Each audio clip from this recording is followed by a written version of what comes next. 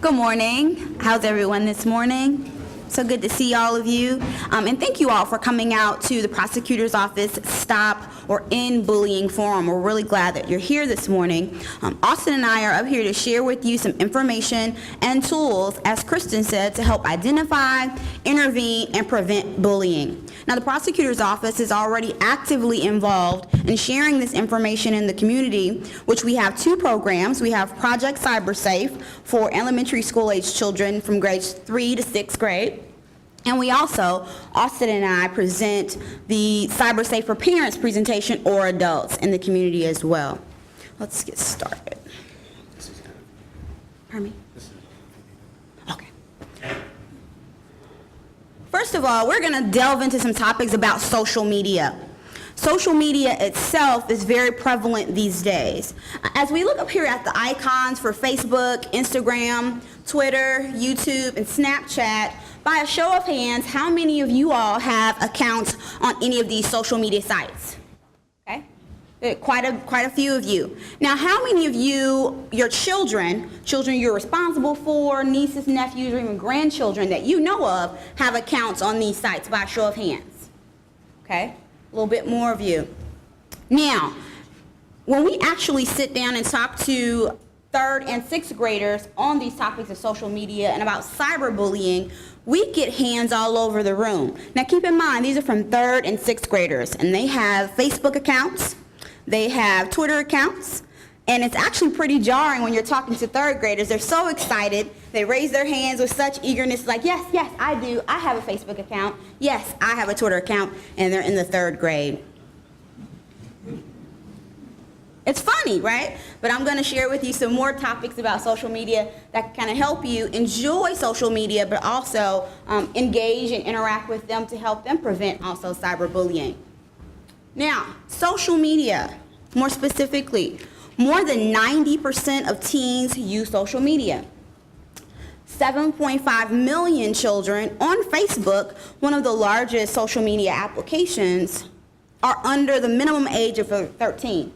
Now, I just mentioned that 3rd graders, who are not 13, actually have Facebook accounts. So many of them are under the minimum age of 13. Actually, all of them are.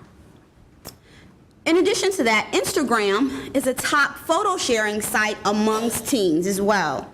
Instagram is actually a photo sharing site where you can share photos and information with friends that follow you on Instagram. You can see their pictures, you can comment on them, and actually share them with your followers as well. In addition to that, Instagram also now has a feature where you can share video. So not only can you share photos on Instagram, but you can also share video.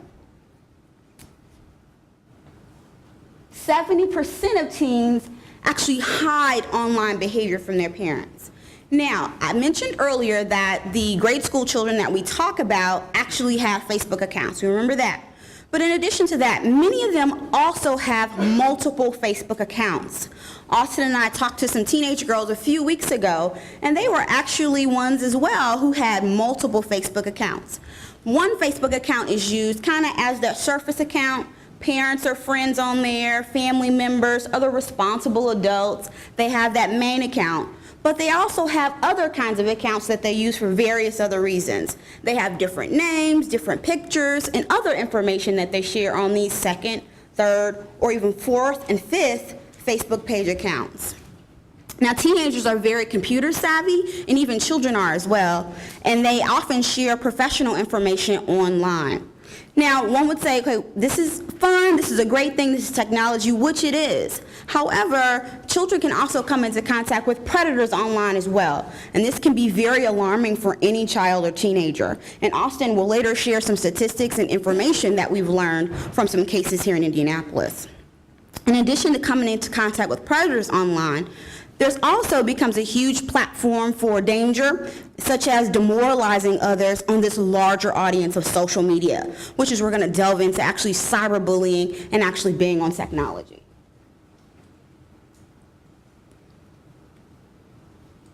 Now, I mentioned Facebook, the first icon, Instagram, and then Twitter.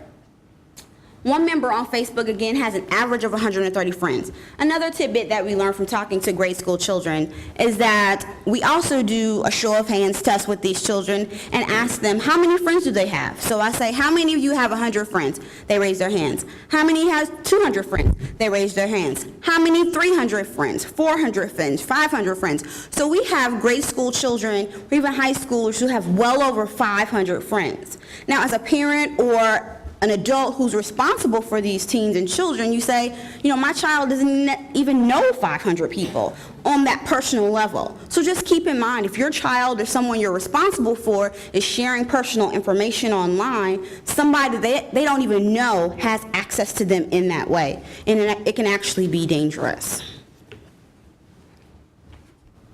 1 in 13 people on Earth has a Facebook page, so keep in mind, we did the show of hands test earlier today, and many of you have Facebook or Instagram pages, and that's showing well with our children and teens. 23% of teens use more than one social networking site each day. More specifically, somebody can log into Facebook and actually get on Instagram as well to share their photos. They can get on Pinterest. They can get on Tumblr. These are other social media apps that can kind of interrelate with one another. So they use them interchangeably. There are other few social media apps. We have Tumblr to your left. We have Snapchat. We have Chat Roulette, and we have Vine. Now, on Tumblr is actually a social media blog where it allows its users to post quotes, information, text, video, pictures on a variety of topics. I have friends who are on Tumblr. They share their recipes. They share different fun information about crafts and things of that nature. Now, Snapchat is actually becoming really popular among teens. The second icon here represents Snapchat. And how many of you actually ever heard of Snapchat by a show of hands? Okay, wonderful. Actually, many of you have, and some of you haven't. Here's some information. This new app allows your child to take a photo and now a video and send it to someone. Now, what makes it unique is that whatever is sent is meant to disappear after a certain amount of time, say 10 seconds or so.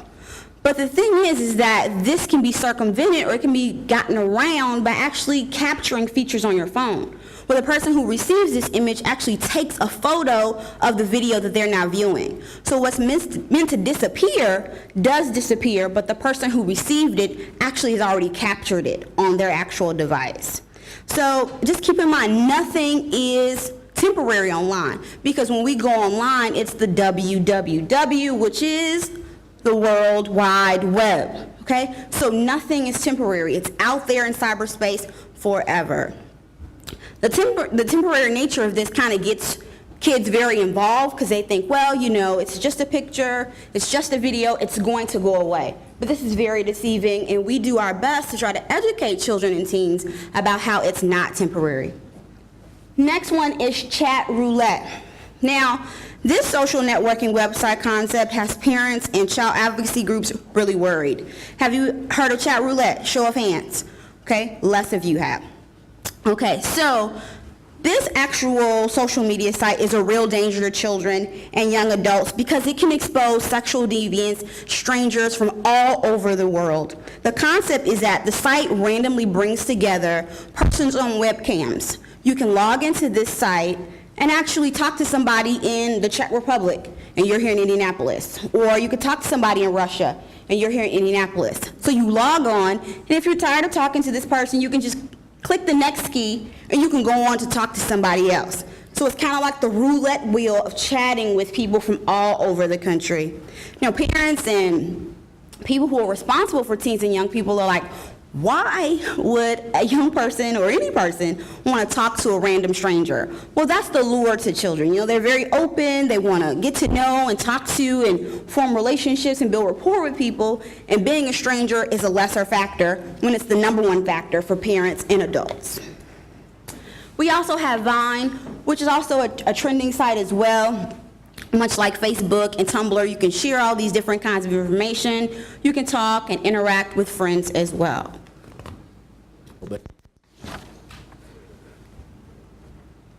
Now, we've talked about actually the social media sites, kind of these different sites that children and teens are getting involved in. And now we're going to talk about some devices, technological advances where they're accessible to teens and youth. First, we'll talk about cell phones.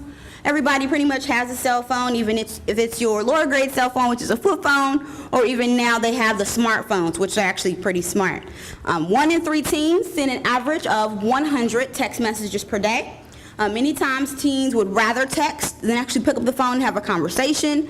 That's the way they communicate, and actually many of them feel comfortable sending these messages.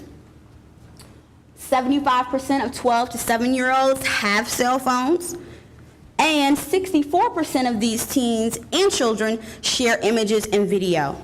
A few weeks ago, I was actually observing a Project CyberSafe presentation with some 3rd to 6th graders, and some other deputy prosecutors were there talking to these children. And before the presentation began, we were talking with the principal, and she was letting us know that she was really excited to have us there. And just that week, they suspended 5 students who were involved in a fight. And what was interesting about that is that somebody videotaped it and had shared it. Now, these are 5th and 6th graders. Shared it on their social media sites, shared it to their cell phones, to other students in the school, and had become such a huge ruckus that everybody, even 3rd graders, were talking about it. So she was very excited, and she understood, staff understood that what's going on social media, what's going on online is getting involved with what's going on in the schools, and can be very detrimental as well. Other devices. Now we have cell phones. Again, cell phones in themselves are not bad. We're not here to say that. But we're just here to help inform you about how cell phones and having access to the internet on these portable devices can have access to your child to some dangerous aspects. So we have the cell phone, we have laptops, we have actually Xboxes you can have access to the internet on your Xbox, which is a gaming device, the Nintendo DS, which is a handheld device, which also can have internet access, PlayStation as well, and other portable gaming devices, in addition to tablets, iPads, and things of that nature. I'm going to interject something real quick. I actually have a half-sister. It's fading out. Is it working? I'll use this microphone. I have a half-sister who's 11, and my wife and I got a phone call one day on our iPad for a FaceTime video chat, and it came from my half-sister. And my wife could see strawberry shortcake, curtains, all inside her room.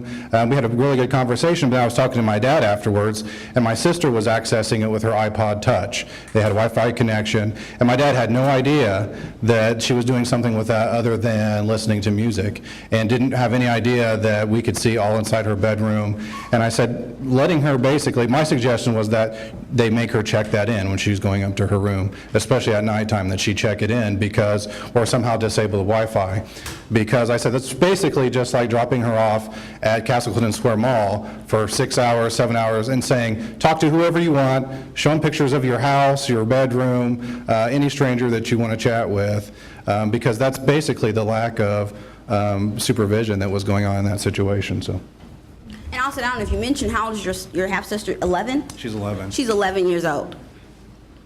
So parents and adults ask, or even people who are responsible for teens and children say, well, what am I supposed to do? Like, my 3rd grader knows more about social media than I do. I don't have a Facebook account, and if I do, I don't get on that often. I don't know anything about Twitter. What the heck is Tumblr? I don't know anything about Snapchat, so forth and so on. So there's a sense of anxiety and frustration. But we're here to, again, give you some tips and give you some information to start you on the way to have that conversation with your children and teens and other young people that you might come into contact with.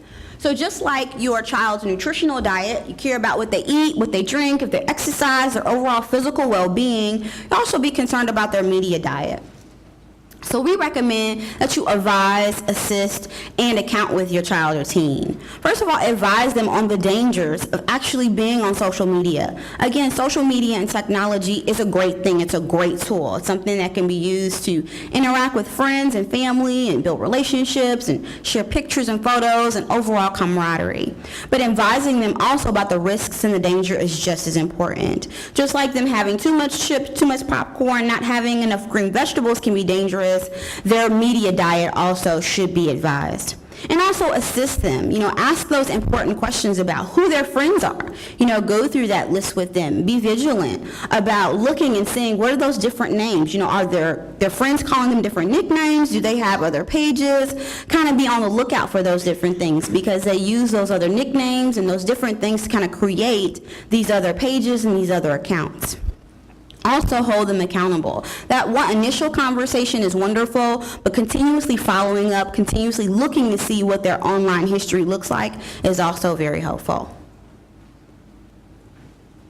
Also, limiting their screen time to 2 hours per day. When I say this, sometimes they're shocked and awe, like, oh my goodness, like, how am I supposed to do this? Like, it's just 2 hours? Heck, I'm on my phone all day, all the time. How can I limit my child's intake?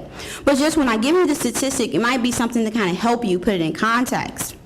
When you think about 2 hours each day, the Academy of American Pediatrics on children and teens says there's an average. Can anybody guess? Just shout out some average hours that maybe you think teens are involved online. I hear 8, I hear 9, somebody said 24, right? Because they're always logged in. But actually, it's 7 hours per day is the average amount that children and teens spend online, spend plugged in, actively engaged online. Now, when we think about when they're supposed to be sleeping, when they're supposed to be at school, when they're supposed to be showering, eating, getting prepared, being transported to and from these places, 7 hours is pretty much all of their free time, in a sense. So every free moment they have, they're engaged, they're online.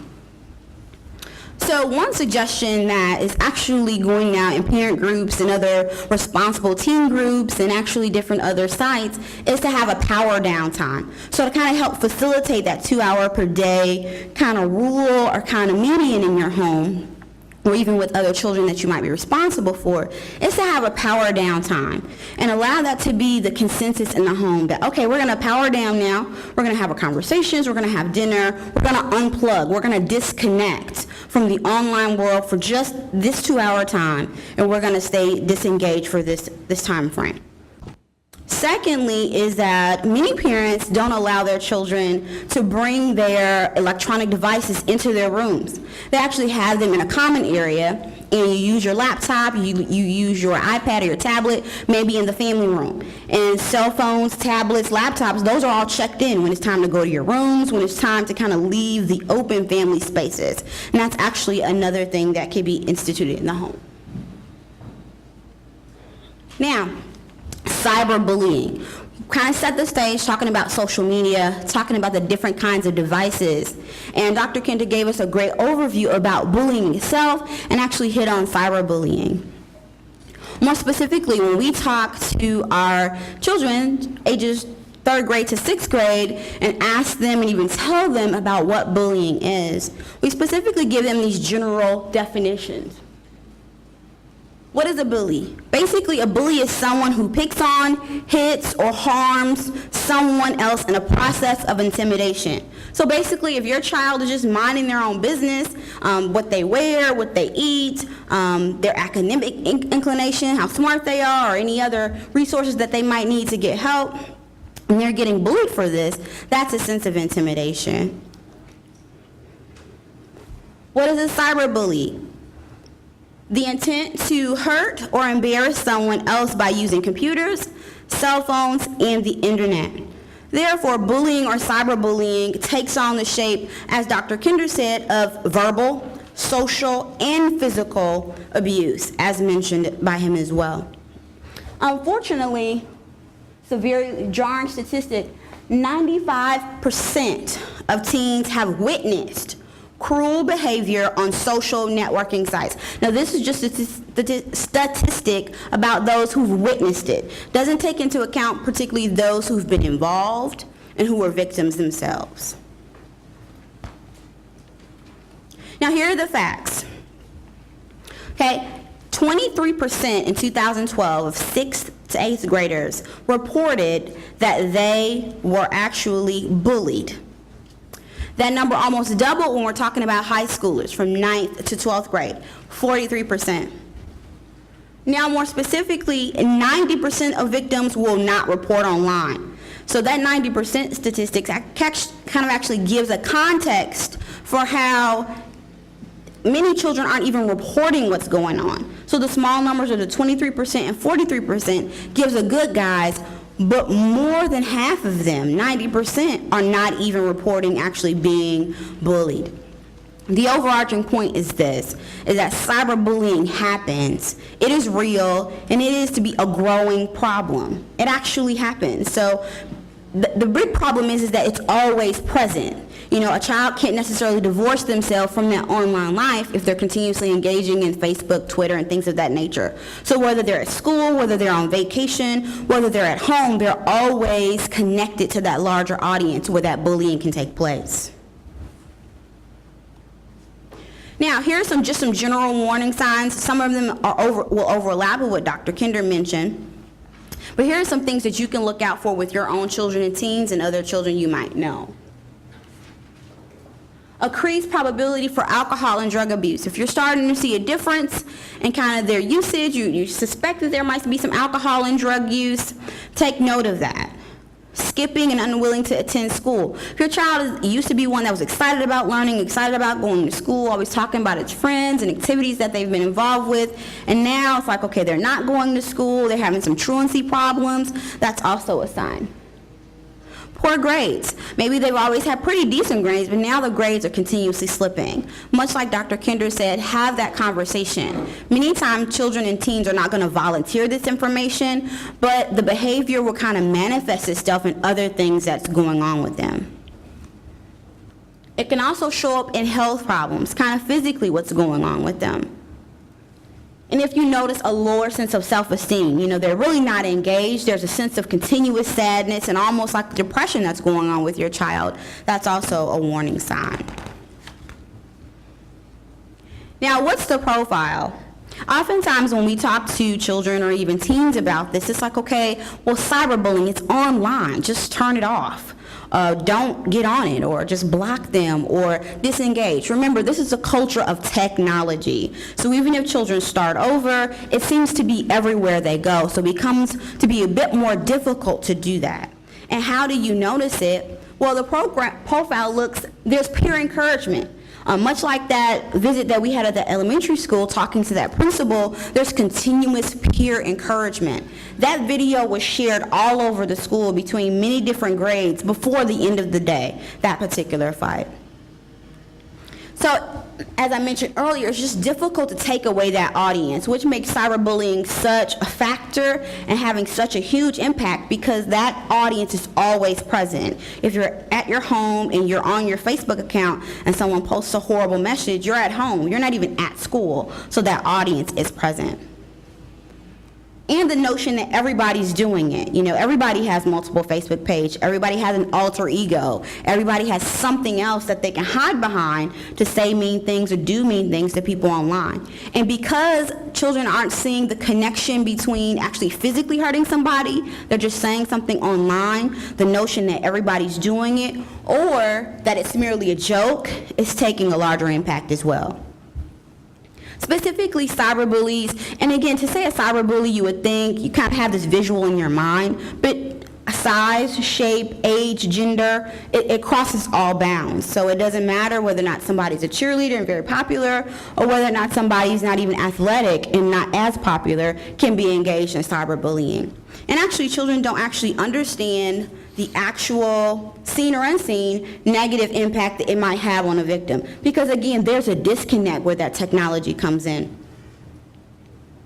In addition to that, anonymous posting and indirect harassment. Kids tend to think it's funny or that they're going to gain some sense of notoriety or they're going to be popular because again, it's on the World Wide Web. Children from different schools and different counties and different townships can see this. They have 500 or 600 friends and they're only in the 5th grade, so it becomes a popularity type of thing. But what kids don't realize is that there are real consequences that can lead to criminal charges. Thanks, Kavana. Sorry. That's okay. That's a good transition. One of the things that we do, can you hold this for me, please? Thanks. One of the things that we do tell kids, we teach them is they can't post anonymously. They can't be anonymous online or sending email or text. We teach them just like their home has an address, just like they have a home address, their device, whatever device they're using, has an address. It has an IP address. It can be tracked by law enforcement whenever they post something. We do have forensic detectives, we have forensic investigators. We can subpoena those records and track that whatever posting back to their device when they are using it. Also, we teach them about metadata, that photographs, when they take a photograph with their wireless device, they post it. You can see on Facebook, or when someone checks in, they'll have a map and it'll show a pin where that person took that photograph. Well, embedded in the photographs, even when they don't do that, is the latitude and longitude, GPS coordinates of where that photo was taken, the IP address of the device that took that photograph, and when they uploaded it, the date and the time, and so on and so forth. And so, one of the stories I tell them that kids seem to like is there was a computer hacker named Wormer. I don't know if you heard about him in the news. He was hacking into government databases, taunting law enforcement. Well, he posted, they thought they knew who his girlfriend was, and so they went to her Facebook account. They didn't find any pictures of him, but of course she had pictures of her. And so they deduced, who do you think took those photos of the girlfriend? Probably him. They didn't use any special techniques, but they were able to rip the metadata from that. They linked it to a exact location in Australia, and they were able to arrest him. And so we teach the kids, you cannot post anonymously, you can't be anonymous. There's some common criminal charges. We, again, teach kids that their actions can be criminal. It could be harassment. Harassment is a person who, with the intent to harass, annoy, or alarm another person with no intent of legitimate communication, makes a telephone call, communicates with a person by email, mail, or text, or uses a computer to transmit an obscene or indecent words or a message, commits harassment. And one thing is, normally bullying is, we view that as repeated acts. Harassment can just be one act. It can be one communication. What we teach the students is if somebody asks to stop, if you're texting somebody, if you're instant messaging a friend, if you're talking to them on Facebook and they want you to stop, stop. If you don't stop, it could potentially be harassment. Intimidation, there's basically two types of intimidation. That's if you make a threat to get somebody, to induce them into doing something against their will, or if you make a threat, or if they've already done something and you threaten to retaliate against them, that's intimidation. July 1st, the law was changed for intimidation, and specifically, our office always viewed this type of communication as included under the traditional statute, but now it's been changed to specifically include posting a message electronically, including on a social networking website. So the law's been changed to specifically account for online social media. We were meeting with cyber detectives about a couple weeks ago, and one of the cases they had was somebody had a couple kids were on an Xbox 360. They were playing one of those. They were in two different households, but they're connected online, and they're playing one of those first-person war games, Call of Duty, something like that. And one of the kids had messaged the other boy, "I'm going to kill you, I'm going to blow your brains out," that type of thing. Once they investigated it, the parents, of course, were very concerned. They did the right thing. They made a police report. But once detectives started looking at it, they realized that they were role-playing. It wasn't really an actual intimidation. But again, as parents or as grandparents and providers for children, that's one thing that you should probably coach them on, is be very careful. Do not post something like that, even if you're role-playing, because it could be taken seriously.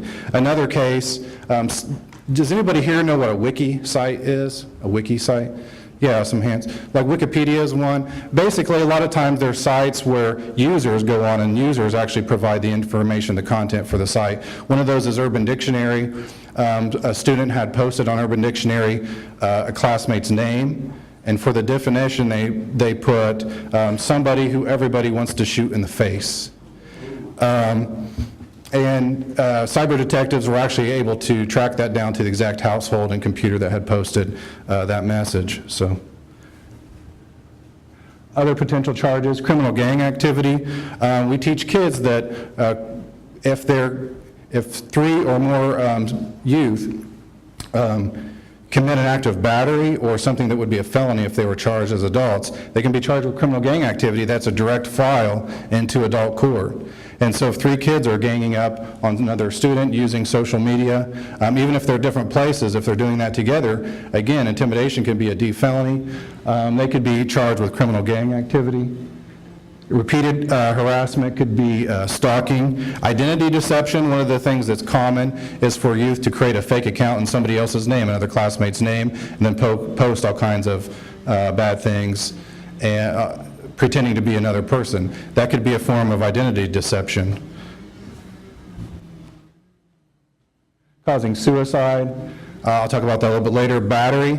Now you might be asking, how can battery be considered an online type of bullying charge? Well, our juvenile prosecutor, one of our juvenile prosecutors, Kristen, was telling me about an instance where a kid planned on beating another kid up at school. Another kid is there, they know it's going to happen, they're going to encourage that kid. So now you have 2 kids. You have a third student who's going to take their cell phone and they're going to record everything.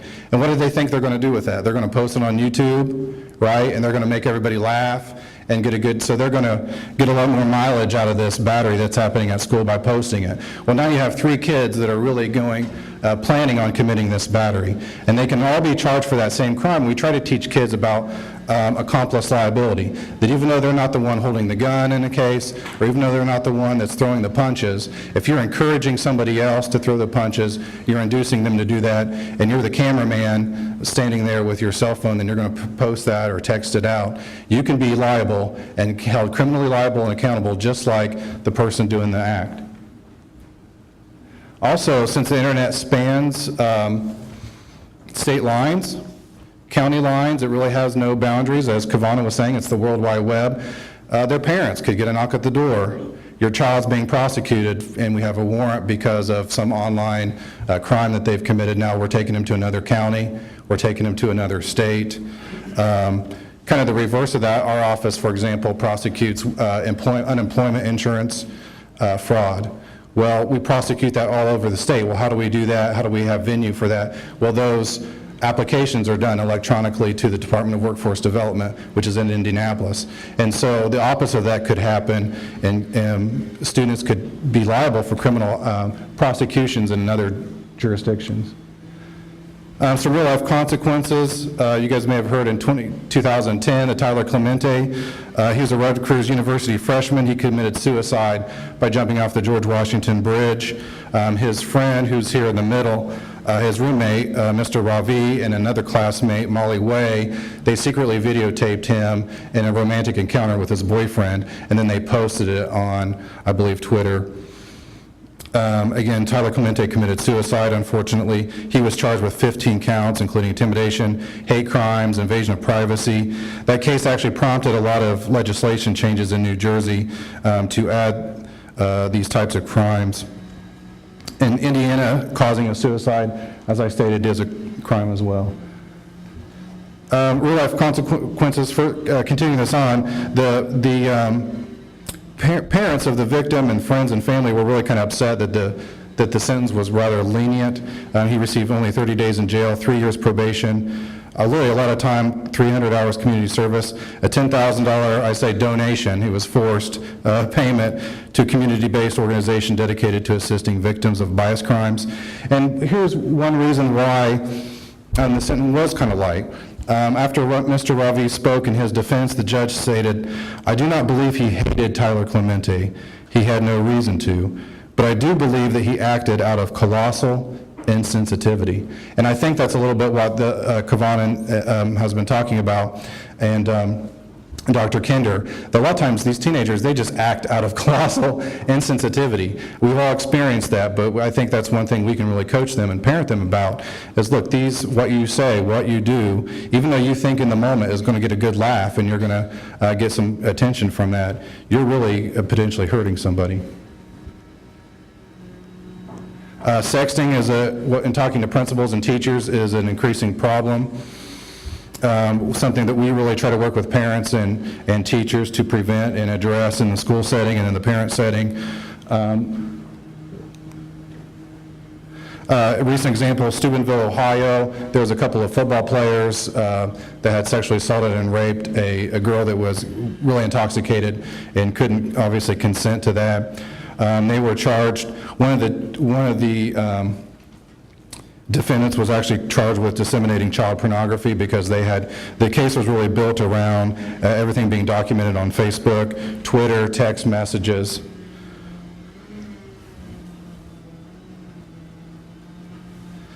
Again, I talked about identity deception. You guys may have heard also about the Austin Williams Facebook, I guess what's considered a sextortion case. Mr. Williams, what the allegations are, this is a federal prosecution, but the allegations were that he created fake Facebook accounts, pretended to be a teenage girl, got nude photos of other teenage girls, sent them and recruited other females who he friended. Again, probably these girls thought it was safe to friend this teenage girl. He traded naked photos, nude photos with them, and then once he got nude photos of them, he extorted them and basically threatened them to continue sending him videos, continue to send him photos of themselves, and if they wouldn't, he threatened to post them, send them to friends and family members.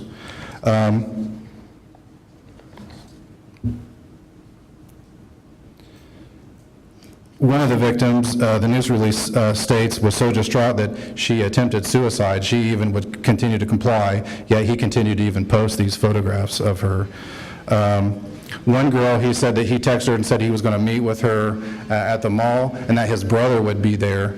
And of course it wasn't her brother, it was him, and he attempted to rape her outside her home. And just to interject here, that Austin Williams case was right here in Indianapolis. So we're not talking about New Jersey, we're not talking about Steubenville, Ohio. That particular case that Austin was just speaking about, Austin Shado, the Austin Williams Facebook sextortion case was right here in Indianapolis. And that's one thing that our human trafficking detectives, our human trafficking prosecutor office will also say as social media is used to recruit human trafficking victims. Again, like Snapchat, for example, a child thinks that they can flash their breast, send this picture to somebody. They think as a teenager, it's not a teenager. That photo doesn't dissolve, it doesn't disappear, and now that's used to extort the child. Other life consequences, they can be expelled from school. Criminal charges, we teach kids, look, it's very expensive for families that go through this financially. Employers and universities now more than ever are checking social media sites when they look at students for admission and for grants and things like that, student loans. We tell kids think that there's a disconnect. They think they can be one person online and another person in the real life. And we try to coach them and tell them there's no difference between their online reputation and their real life reputation. That is their reputation, and it sticks with them forever. We talked a little about retaliation. That's one thing that we're worried about, is that this online back and forth will result in some real-world violence, real-world retaliation. Either somebody will harm somebody else, the bully, or they'll commit suicide. We also tell them that if they're committing this act, that a detective could knock on the door and they have a search warrant. They're going to confiscate their family's computer, TV, all their computers, all their handheld devices, their game consoles, and they're going to take them to the police station. And now the family has lost all those items. We teach them, really, we just focus a lot on prevention. And we ask them to stop. Before they post something, really think about the consequences and the negative consequences of what could happen if they post something. We ask them to actually, something that a lot of adults don't do, right, is before they post a picture or post something about somebody else, ask that person if they mind if their picture is posted. Again, talk, listen, and engage with your children. Suspend your own disbelief. This is another thing that a lot of sex crimes detectives and prosecutors have told me, and I've heard at conferences, is that think about some of the crazy things. Yesterday, Ariel Castro, the monster that had 3 girls captive in his house for 10 years. Those are things that you think only happen in Hollywood movies, right? But they're real life. The Austin Williams case, that's something you think only happens on TV. And I'm not trying to be alarmist, but suspend your disbelief about what really could be happening. Either your child is involved in bullying, nobody wants to think their child is the bully, but your child could be. Nobody wants to think this could happen to your child, but it can. We teach kids to keep all their personal information private online, avoid doing status updates. The check-in features are worrisome. We had a case where that Kristen was telling me about where a child was saying she was excited about vacation, spring break, I think, but she was very upset that she didn't have to board their dog for a week. And they posted this online. Of course, she was probably posting pictures of the beach and whatever she was doing while she was on vacation. Well, guess what happened when they got back? Yeah, their house was robbed. It was burglarized. I mean, you just told that we're going to be gone for a week, and our dog, you don't even have to worry about the dog because the dog's going to be boarded for a week. And we preach to set all their privacy settings on social media to private. Friends of friends, there's a friends of friends setting, but when you share with friends and friends of your friends' friends, that's the same thing as public. There is no difference. Set everything on private. That's one thing you can assist your children with. If you want to make a report about bullying, the Honorable State Representative Greg Porter is going to speak at some point, I think, about the new bullying statute, so I won't get into that too much. But it does increase the responsibility of schools to make reports. It doesn't have to happen on school grounds. It doesn't have to happen during the school function. If it has any negative impact, essentially, on a student from bullying or cyberbullying, the school needs to make an investigation. We also ask you to make a police report, 911 if it's an emergency. The non-emergency number is 327-3811. You can also go every area of the city has a police district. You can go down to that police district. Our office has a deputy prosecuting attorney assigned to that, a community prosecutor. We also have a community outreach coordinator, and they will assist you. If you feel like you're having trouble making a report, nobody's taking you seriously, we'll help you make that report. Mark Taxter is here. He's in the back. He's waving his hand. He's does community mediations, and our community outreach coordinators are also being trained or are trained as community mediators. So if you have a report of bullying and then we realize it seems like it's a back and forth argument that's going on between two students, we can actually bring those families and those students down to the table and try to work something out and resolve it before it becomes real crime. I call it cyber squabbling. That's my new term. If there's a cyber squabble going on, we'll assist. And one thing that's not on the slide is Crime Stoppers. Now, I said nothing's anonymous, but Crime Stoppers report it is anonymous. It really is. And that really helps us combat this anti-snitching, I don't want to get involved culture. And so Crime Stoppers is a great resource. There's a handout in the back that you can get about CyberSafe for parents, this presentation, and that information to contact Crime Stoppers is on there. And also it's on the back of your program for Crime Stoppers, the different methods you can contact them by text, by phone, in the online page as well, right on the back of your program. We'll be available, Kavon and I, for the panel discussion, take your questions and comments. Again, we do we're more than happy to come. It's not just Kavon and I, there's a lot of deputy prosecutors. We're happy to come to your parent group, school group, and speak with your children of any of the youth groups about this CyberSafe. Thanks for your time and attention, I really appreciate it.